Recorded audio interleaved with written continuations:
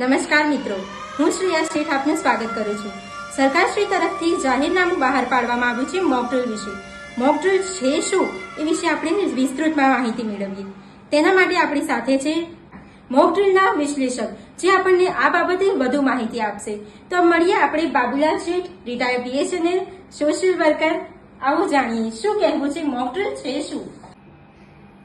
નમસ્કાર.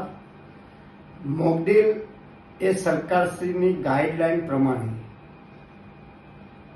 એક અંધારપટનો કાર્યક્રમ અને એક સાયરનનો કાર્યક્રમ રાખવામાં આવ્યો છે. આ અંધારપટ 4 તબક્કામાં દેશમાં 4 તબક્કા વાઇઝ ગોઠવેલ છે. એમાં આપણા અમદાવાદમાં સાંજે 4:30 થી 7:30 સુધી સાયરન વાગશે. એ સાયરનની સાથે સાથે સમજાવશે બી.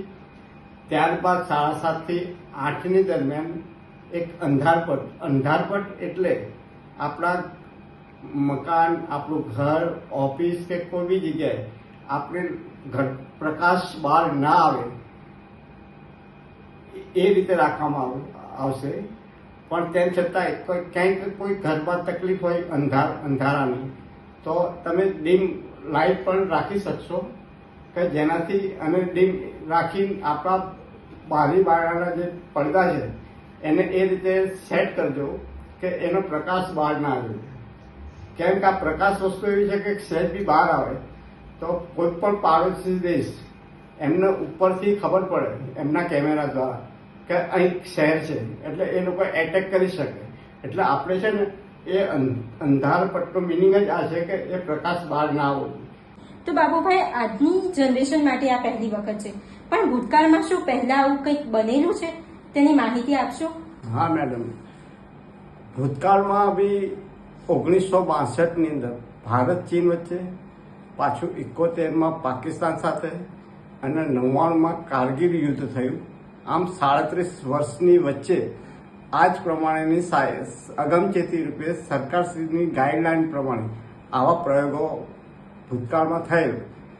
હાલની જે જનરેશન છે એમને આ બાબતનું જ્ઞાન ઓછું હશે, એટલે આપણે આ જ્ઞાન આપવા માટે જ આપણે આ ગોઠવ્યું છે કે જેથી લોકો માહિતીગાર થાય. બાબુભાઈ, આ સાયરન અને અંધારપટ વિશે વધુ માહિતી આપો.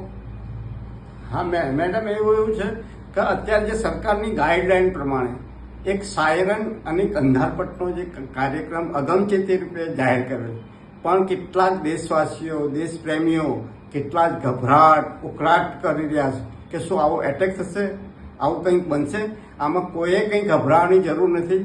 આ ફક્ત ગાઈડલાઈન એટલા માટે છે કે કદાચ છે ભવિષ્યમાં કે ગમે ત્યારે પણ આ પાડોશી દેશ, કોઈ પણ દેશ પાડોશી આપણી દેશ ઉપર એટેક કરે તો એને અગમચેતી રૂપે આપણે શું કરવું, ક્યાં જવું, કેવી રીતે કરવું, આપણો સામનો કેવી રીતે કરવો, આપણે બચાવ કેવી રીતે કરવો. એક સરકારશ્રીની આ ફક્ત ગાઈડલાઈન છે કે લોકો માહિતી રાખે.